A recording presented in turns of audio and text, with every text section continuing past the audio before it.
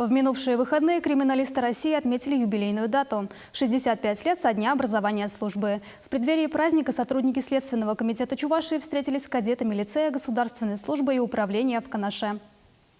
Вот таким образом фиксируется реакция человека.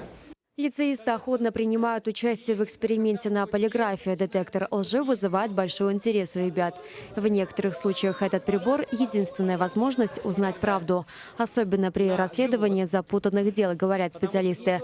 Полиграфисты работают с памятью человека, заглядывают в его прошлое.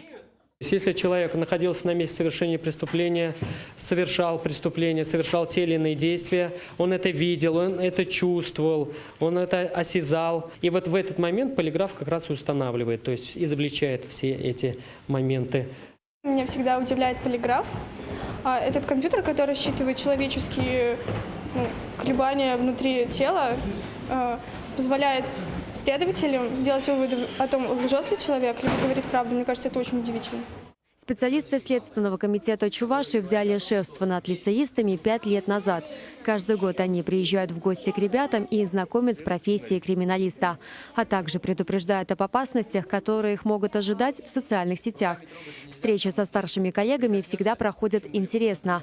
Кадеты увлеченно рассматривают криминалистическую технику. Мы, конечно же, заинтересованы в том, чтобы вот такая вот ранняя работа по профориентации несовершеннолетних, молодежи, она проводилась и в последующем приводила к тому, чтобы у нас работали квалифицированные сотрудники, которые уже со школьной скамьи знают о том, как и с чем работать. По словам руководства лицея, такие встречи помогают ребятам определиться в жизни.